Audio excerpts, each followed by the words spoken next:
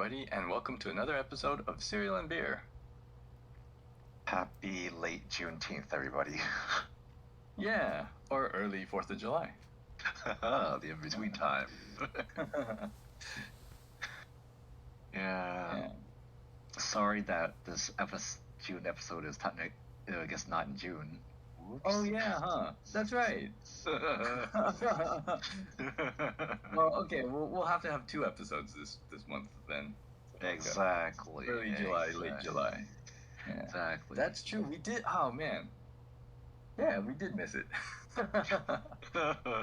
Guess I know, right? Give them 1-2 points in July. It'll be alright. Just pick your favorite excuse. I like to say that Deep State did it. Yeah, you know, I'd say I was busy, but I wasn't. Yup, that's usually the case. You're busy, doing nothing.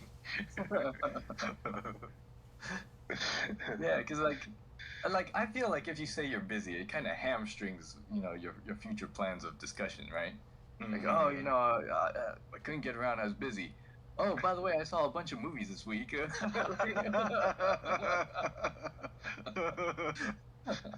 I tried to watch it, I couldn't do anything. It is kind of like interesting if you probe somebody. Oh, you're so busy. What were you so busy with? Oh.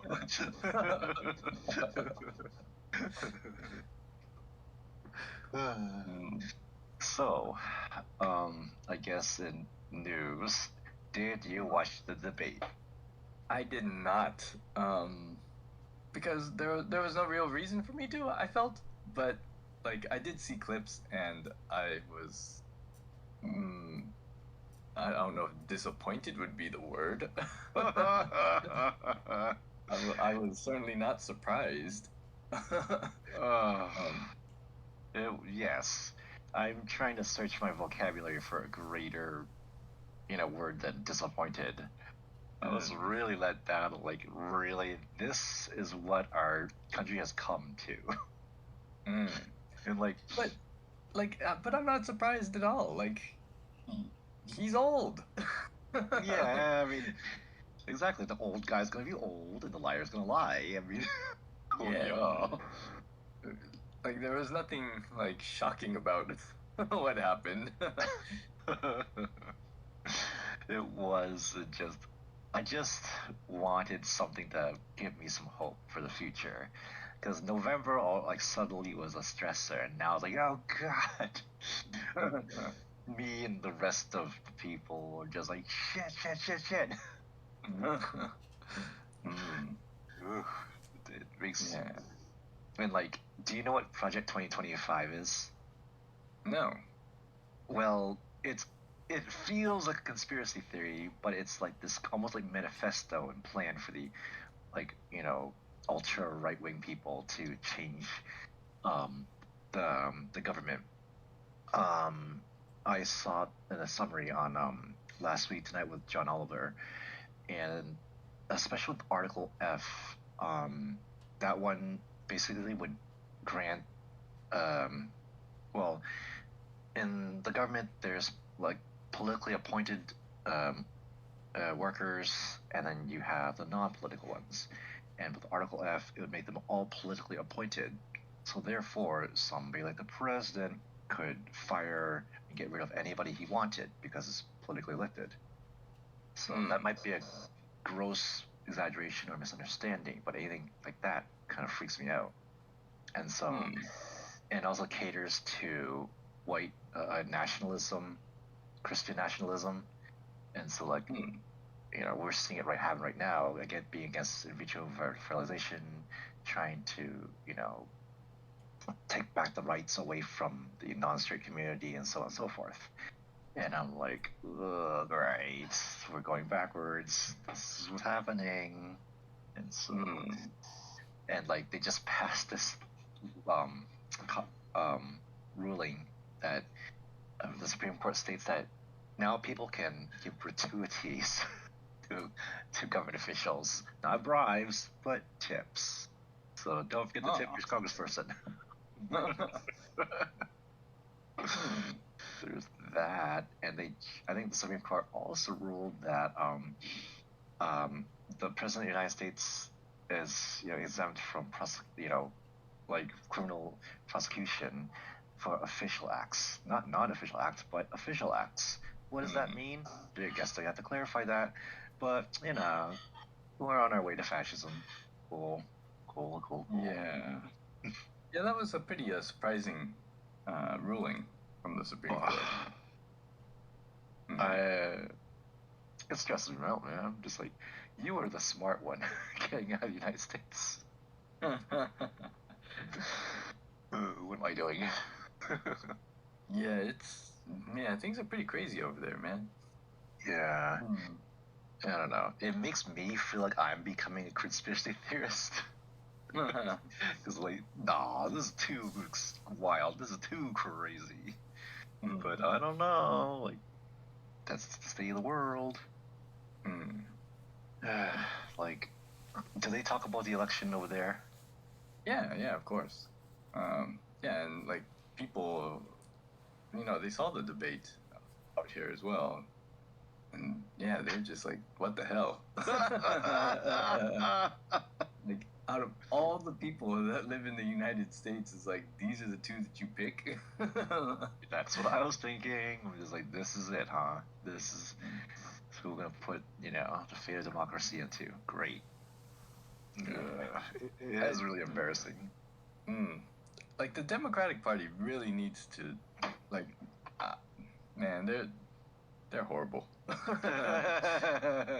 That was it's just been horrible, like, as much as people say, oh, like, people that vote for Trump, they're like cultists, or, it's like a cult, and, like, you gotta, bow down to the man, and everybody has to, but, like, it's, essentially the same thing.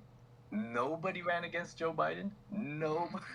Like, they couldn't put anybody else. Like, nobody could stand up to Joe Biden and say, hey, maybe you should retire.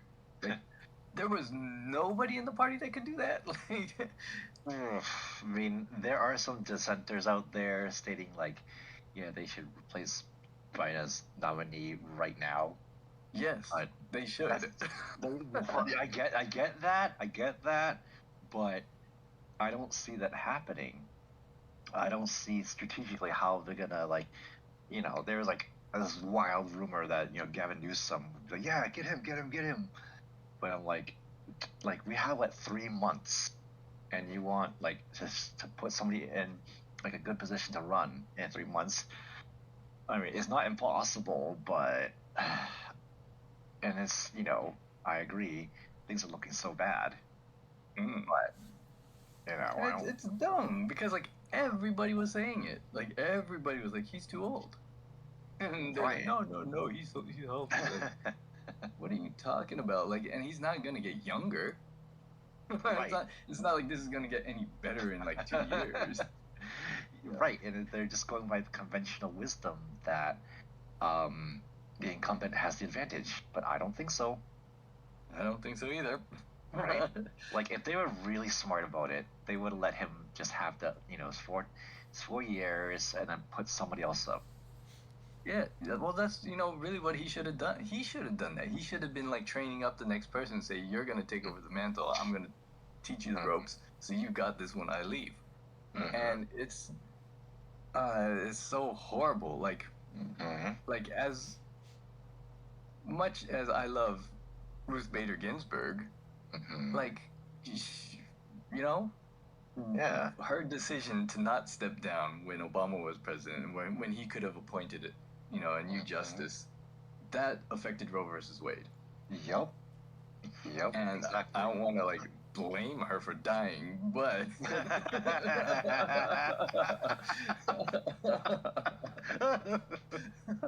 get back here. But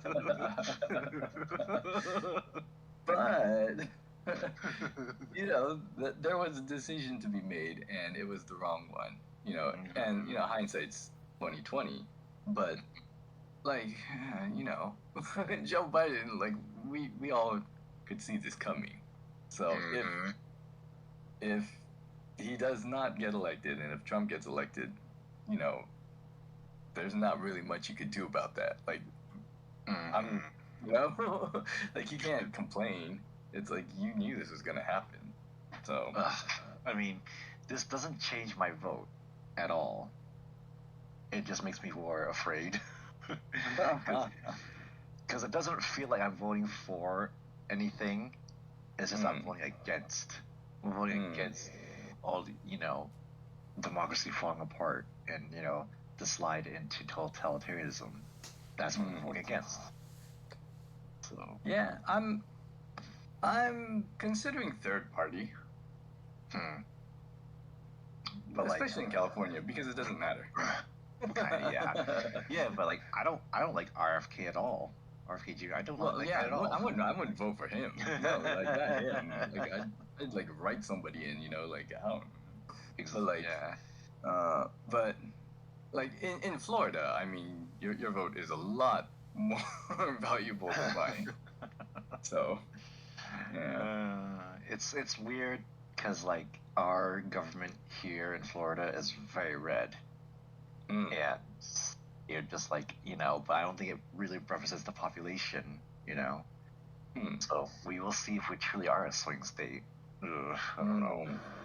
Yeah. Yeah, jeez. Yeah, but I think, one of the problems is that people forget, like, how bad Donald Trump was as president. Mm-hmm. I think a lot, everybody puts on the rose-tinted glasses that, things were always better, 5 years ago. Things were better 10 years ago. Things were better 15 years ago. Everything was always better, And so I think you forget a lot of all the stuff that happened. So that's kind of worrisome. People have terrible memories. I think some people will just be like, well, I mean, he wasn't that bad, right? Like, we still like survived, and so that's a worry. It is a worry. Ugh. So we will see. I just don't want, because it felt like during that time every episode we were just bashing Trump, and I'm like, I just don't want to do that anymore. I just want to be past that. Yeah. But yeah. Well, unless we have any other news, I guess we can talk about more fun things. Sounds good. Alrighty. I have some show recommendations. Number one. I've been enjoying Star Wars The Acolyte. Have you heard of it? I've heard of it, but I haven't seen it. I like it a lot. It's a Star Wars series that takes place about 100 years before Episode 1. So, at the time, the Jedi were at the peak of their strength. They're doing great. And then what happens is that there's these twin girls that are part of like a witch coven that uses the Force, and the Jedi, are like, hey, you can't be just using the Force in any way you want. And the show is basically like stylized as in Rashomon. Have you heard of or seen Rashomon? Yeah, the one where they retell the story in a bunch of different perspectives. That's right. Yeah, so for those of you who have never heard of or seen it, it is like the Rashomon is a famous Kurosawa movie, like you just said, seeing an event from different points of view. And then you do it with this series. The action is really solid. It adds more depth to the lore. Like the Jedi aren't, 100%, wholly good people, and then you see why people seek revenge. And so I think it's a lot of fun. I heard the internet's mad at it for some reason.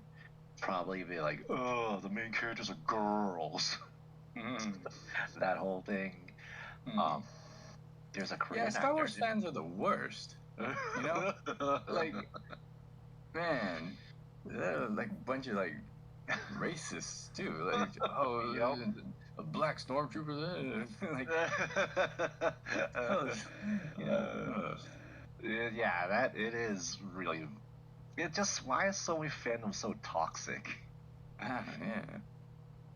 I just don't understand like how they can't handle any diversity. Like in I think the original trilogy, possibly Princess Leia was the only female character in the whole thing. Yeah, she was the main. Yeah. I mean, there were other females wandering around. And it's just so odd that people get so mad at it that they can't just like let go of their like biases and just try to accept like a story for what it is. Hmm. Because I'm liking the way it's being told. But yeah, it's like I think it's halfway done its third season, but yeah, it's really worth a watch. I like it. And the other show that I am enjoying is The Boys. The season 4 has come out. So for those of you who do know, The Boys is based on a Dynamite comic book. It its premise is that what if superheroes were created but completely influenced by unrestrained capitalism, corruption, and selfishness.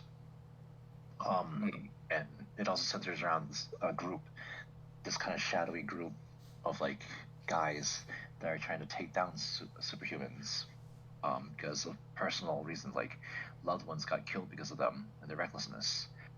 And there's a lot of satire, which is very apropos to our times. There's a lot of like commentary on corporate culture and the religious hypocrisy, misinformation, and just how nobody's hands end up clean at the end. So that one's been like it's really gory too. It's like, oh jeez, that's a new way for somebody to die. But yeah, there's some interesting character development. I appreciate that. I do believe it's a way for people to enjoy like superhero action, but also like kind of think about satire it's presenting because I think these issues deserve to be explored because sometimes people don't really think about it until it's put in a presentable package. That's on Hulu. Well, I guess I'm not watching it then. Yeah, I don't have Hulu. Have you been watching anything? Yeah. So I watched this. Well, actually, to back up real quick. For Rashomon, a fun fact is that that's based. Well, I don't know if you could say. Yeah. There's a book called, or not even a book. It was like a short story. It was like 5 pages or something. Yeah, and that's about Rashomon, and apparently they developed that into the story, the Kurosawa film. But yeah, but it was like a super short story, about I think it was about grave robbers. Yeah, so, but and the Rashomon is a gate in Kyoto.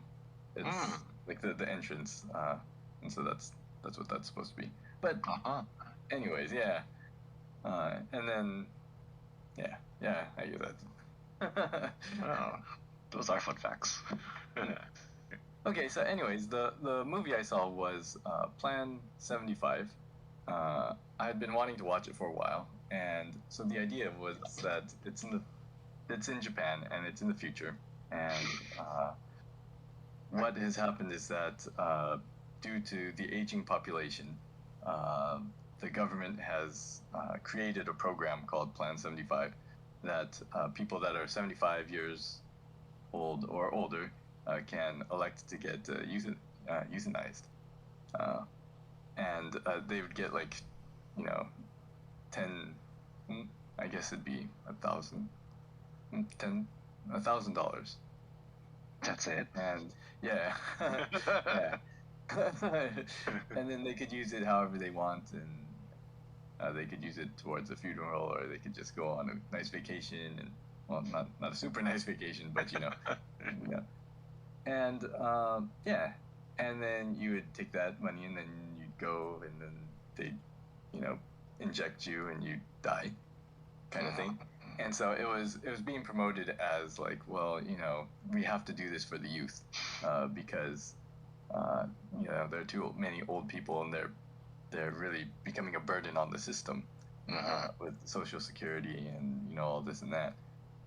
And so it was, and it follows, you know, several different characters, and you know, the different struggles that they have, and yeah, so it was interesting. There's this older lady also who decides to apply for it, and it goes through her journey, and there's this young guy, a government worker who's signing people up for these plans and stuff, and so it shows him, and then his uncle comes to his office, you know, to get euthanized, and so he has to process the paperwork for that, and he's just like, do I really want my own uncle to be doing this kind of stuff? And like, jeez. Because, you know, yeah, and he sees like all the background stuff, like like they have this thing where they're supposed to like they're supposed to, you know, cremate everybody, and you know, do like a proper burial of the bones and stuff, but like it ends up that to cut corners and like to save money, they're just like, you know, throwing it away pretty much. Jeez. Yeah. So, yeah, so, you know, there's kind of a lot of stuff going on, but I thought it was a very interesting commentary, you know, on what, you know, the values that we have, and what we want to do in the future, and, you know, if, you know, is a life worth living, and, you know, those kind of things. So, yeah, it was pretty interesting. Well, it's super slow, though. Like, I was interested in it. My wife, like, I was telling my wife about it, and she started to watch it, and she got like halfway through, and she was just like, "This is slow." Like, I'm surprised you got through it. And I was like, yeah, I guess. Because yeah, it is a slow movie, so yeah. Dang. But I think, like, for my job, like, I see a lot of old people, and I see a lot of people at the end of their lives and stuff like that. So it was interesting to me for that, I guess. So, yeah. Very nice. It's kind of funny because I feel like Americans are notorious for having terrible attention spans, and I feel like, you know, Native Asians have much better ones. For a native Japanese person to be like, this is slow. Yeah, like it has to be really slow for that to happen. Like, nice. Yeah. Speaking of slow, I've been listening to an audiobook. So it's summertime, so it's fun to like engage in thrillers and horrors. So I decided to try a kind of horror novel. This one is called My Heart is a Chainsaw. And the story is about this Native American girl, and she's kind of, she comes from a messed up home, and she, you know, isn't doing well in school, and she has a menial job, and, you know, she's got a tough life. And she lives in like a impoverished that is getting kind of gentrified in a way.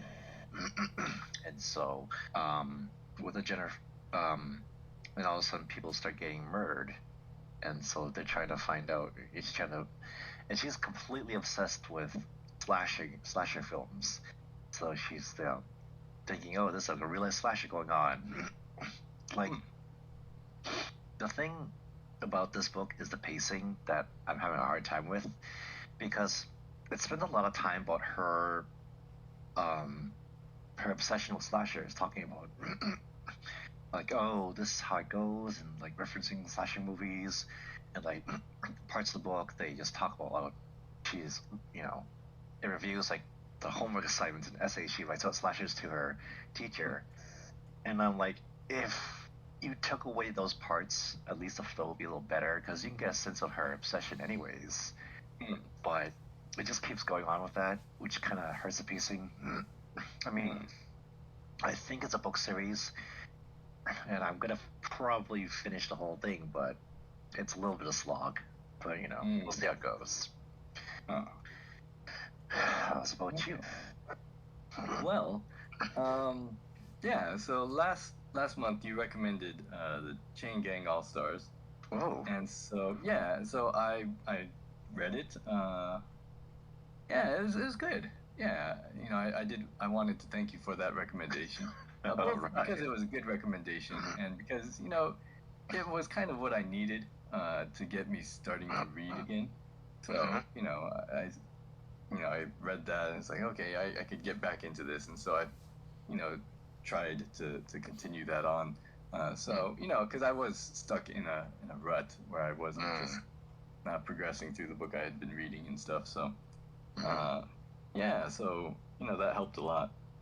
Yeah, it was good.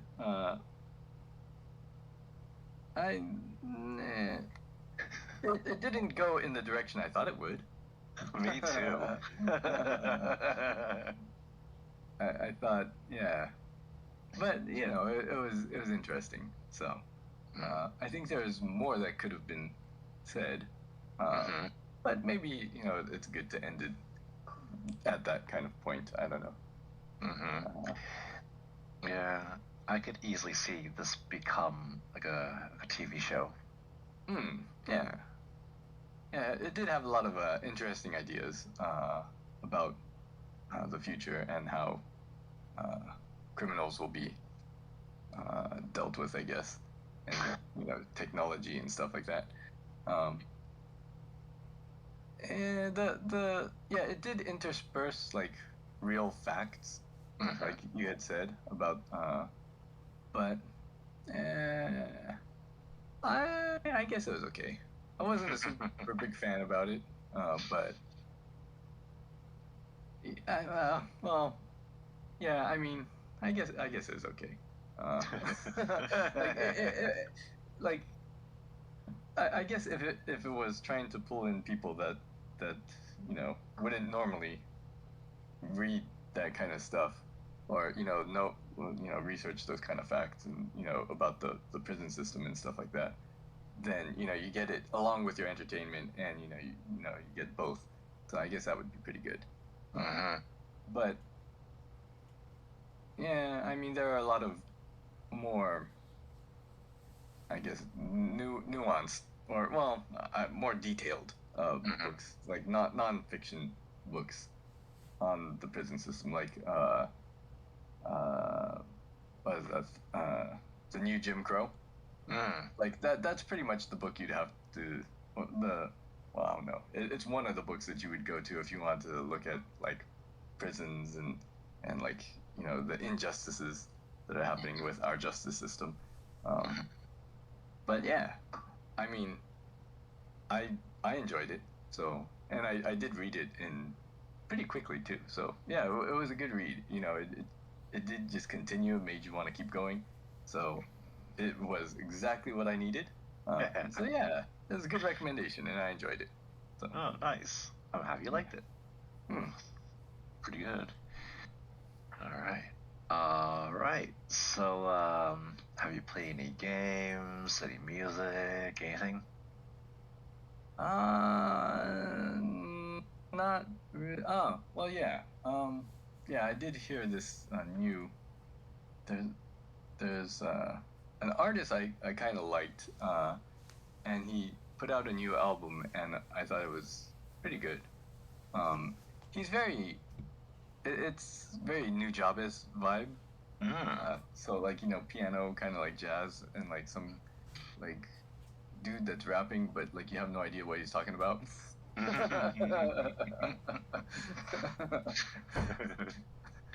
So yeah. Let me see if I can find his name, because yeah, I would recommend him. He's pretty good. I mean, it's the stuff you would put in the background. Like I don't know if you like. Man, I want to sit down and listen to this, but where's this artist from? He's Japanese. Yeah, I think.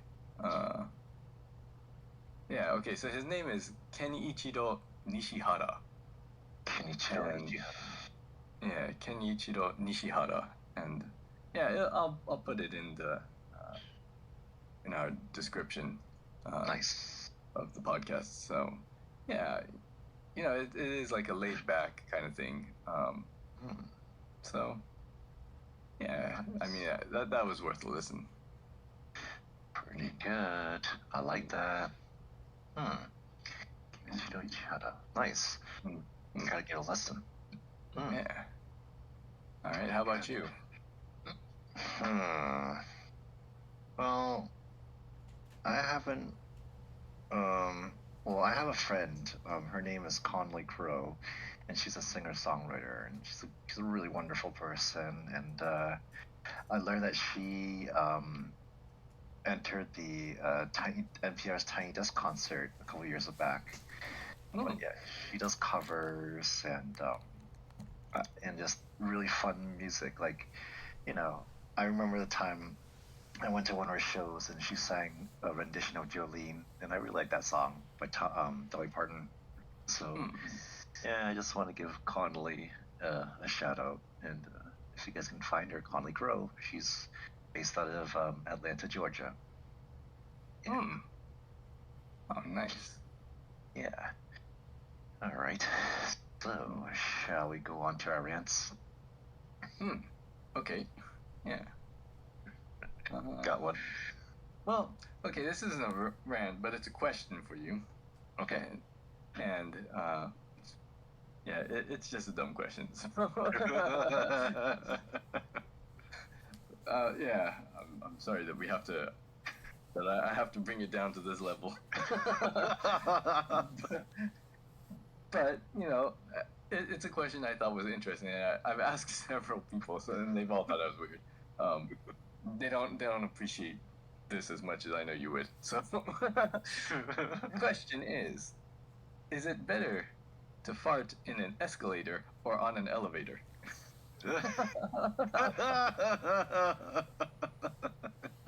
Because I was like, this is a tough. If you're in the elevator, you can't leave, and it's everybody's like stuck in this small room. But like in an escalator, like people are like passing through, like it's physically passing through, right? Like right. Their faces like where your butt was like a couple seconds ago. Right, just like a science question, eh? Well, let's pass it out from the pseudoscience perspective. You're right. If you're on an escalator, unless the gas dissipates, people's head will like naturally go through it. Right? Whereas an elevator, you're in an enclosed space, and so everybody's just stewing in the gas.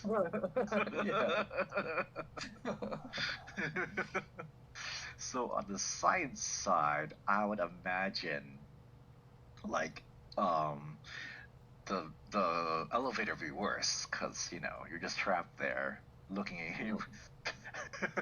So there's that. And then let's think about the social side. On the escalators, like you can pretty much guess who did it. You just look right in front of you. You're like, you.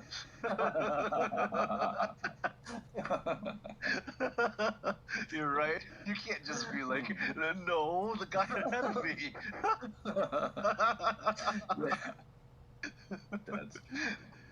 But in an elevator, it becomes a game of Clue. You're like looking around, right? Because unless you've got the confidence, but yeah, I cut the cheese, You gotta join in and be like looking around, like, hey. Yeah, give it a little shrug.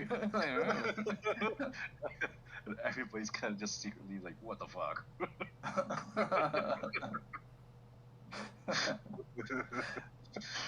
So when you put them all together, to be the perpetrator, I would, if I was the perpetrator, I'd go on the escalator because at least you'll have like maybe one or two victims. And if you could try to be polite and point to the side. Like, I tried, everybody.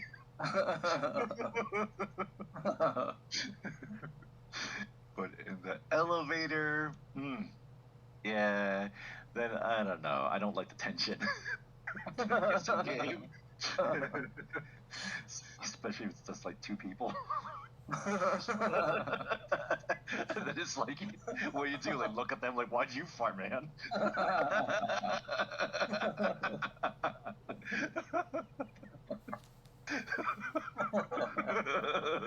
That's true. Yeah, I guess it depends on how many people. That's right. That's a good thing. But if you're the victim of it all, I would also want the escalator because I'd be like, oh god, but at least you're still traveling away from it. Yeah, it's over sooner. So yeah. Okay. So yeah, escalator for me. Vote for escalator. Yes. How about you? I want to know your reasoning. Yeah, like, I think, well, yeah, like an escalator does pass by quicker, so I think that is less of, yeah, and like, I don't, like you said, the tension, because, there's a lot of accusatory vibes, right, and like, and if you didn't do it, and people are looking at you, it's like, hey, it wasn't me. Right. That's not nice. So, yeah, I guess I would have to go for escalator as well. So if anybody... Here's a question, though. Okay. Have you ever done crop dusting? Oh, of course. Oh, yeah, man, because we are both, teachers. Sometimes you just like, someone go and then just walk down the aisle. Yeah, like, I've tried my best to be like, I'm just gonna stand next to the door for a second.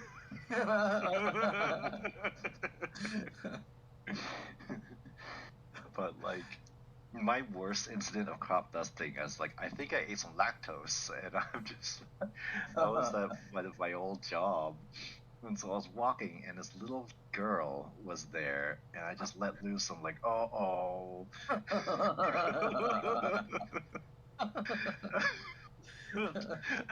And I look back, and this girl is staring at me with the fury of 1,000 suns in her little eyes. And I'm like, I have scarred your childhood. I'm sorry.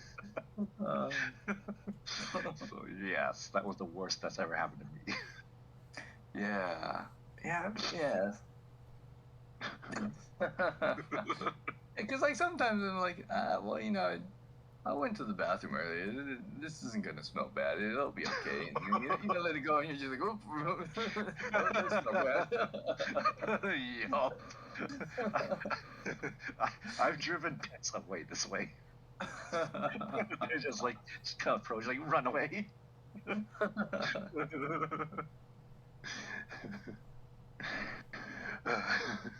Great question. Yes. Solid one. I guess. All right. Yeah, rants. Yeah. My rant is language based, as oftentimes it is.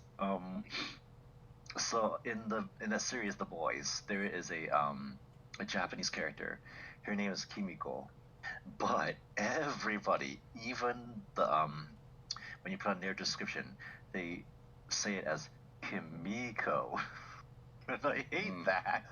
I'm just like, why don't you just ask her how to pronounce it? Ask the actress. Like, come on. It's so jarring here. Oh, look, it's Kimiko. It's insane. No one says, hey, it's Mikel Jordan. Why would you do that? This is why like I never tell my Chinese name to people. They're just gonna just be instant regret. Yeah, like I just can't deal with it. I don't know. Or like there are some names where like I suppose if nobody ever tells anybody, like the name like Kosuke, it's like Kosuke, at least I can understand, they don't, just by reading it. But jeez. Yeah, that happened to me once. Like, there's one of my friends was like, oh yeah, I have this Japanese friend, Keisuke, and she said like, and I don't know, like when I heard it, it just sounded like K or like CASE, like a case, and then like the letter K. Case K. Keisuke. Yeah. Oh, his name's Keisuke. And I was like, Keisuke? Oh, okay. Well, that's a weird name. But like, yeah, and it took me a very long time to realize that it was probably Keisuke. Like where it, like I don't know, yeah, where you would, yeah, it's just like the pronunciation would be a little different than what she was doing. Yeah, and it took me a very long time to realize that's what she was saying. But like, I guess all of his friends probably call him that too. So it's like, yeah, it was a bit jarring, but it's like, oh, okay. Yeah, that reminds me of that Japanese player for the Red Sox, Daisuke, and so they would just like, have like banners that said Dice K. Yeah, So DIC, yeah. I'm like, I guess that's kind of helpful. Yeah. All right. But yeah, I guess as more Japanese people are becoming popular and famous, and anime is also becoming more popular. I think people are doing better at pronouncing. And I mean, like to be fair, you can't really hate on somebody for like mispronouncing like something in a different language. Because like if you told me to like pronounce someone's name that was from like, I don't know, like the Middle East, like right, I would probably mess it up. So yeah. It's a really particular rant, but yeah. How's about you? Any other rants going on?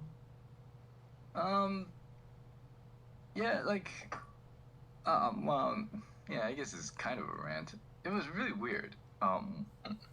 So yeah, like I don't even know how to say this. So I was in the bathroom, like getting ready to brush my teeth or something like that, and I don't know, like I guess my shirt was really big, and like I was stunned at my own cleavage. I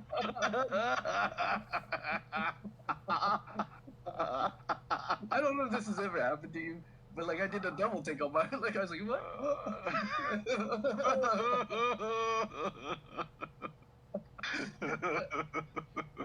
Well, yeah, that was weird. First time that ever happened to me. It's like, am I going through puberty again? Like, what's this? Yeah, I mean, yeah. I mean, I don't. It's not, and it's weird because I'm not like super fat, so it's not like I got like huge man boobs. But it's like not like I'm super fit, where it's like, oh, these are more like pectoral muscles. Yeah, it's just like it was kind of in between both of those. So it's kind of, yeah, it's strange. Wasn't expecting that. I mean, it would be really shocking. Like, wait a minute. Do I need a bra? Let's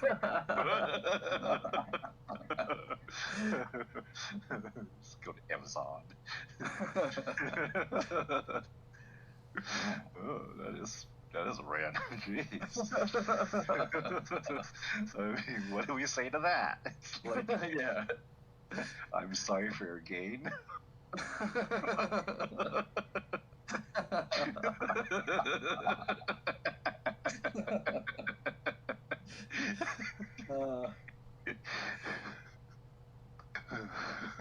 Guess this will be an ongoing story.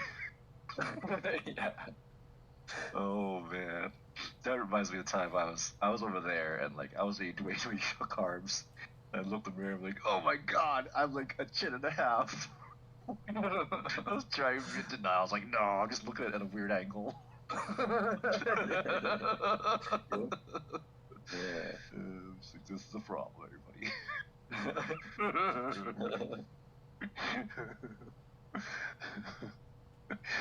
Okay. How's about some shout outs? Okay.